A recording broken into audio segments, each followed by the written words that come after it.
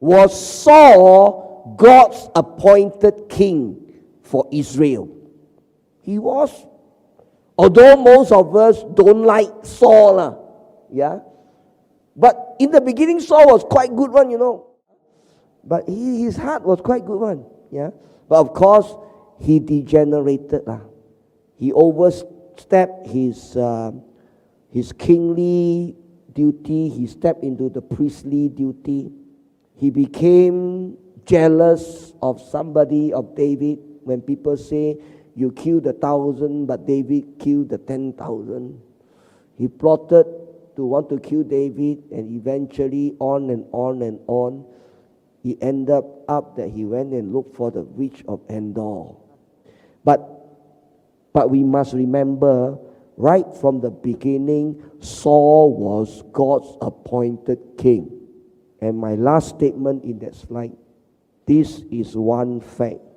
God's appointed may not necessarily guarantee that we will live happily ever after. What about the king after Saul? The next king, wow, fantastic title, a man after God's own heart. Surely appointed by God. Yeah.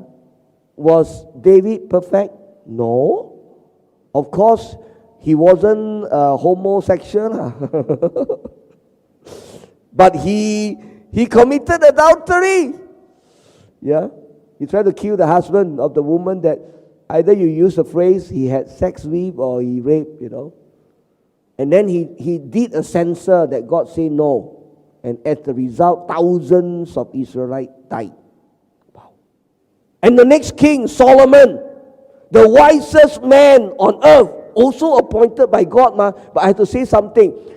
At the end of David's life, before David is supposed to pass the throne to Solomon, Absalom did a Sheraton move.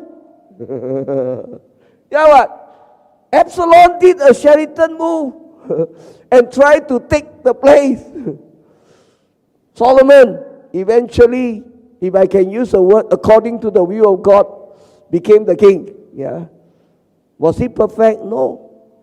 300 wives and 700 concubines. 1,000 women in his life. Myself got one wife, I also cannot handle already.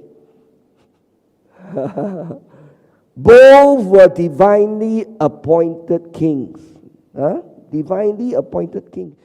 Both of them progressed naturally and naturally downhill. This is one fact. God's appointed may not necessarily guarantee that we will live happily ever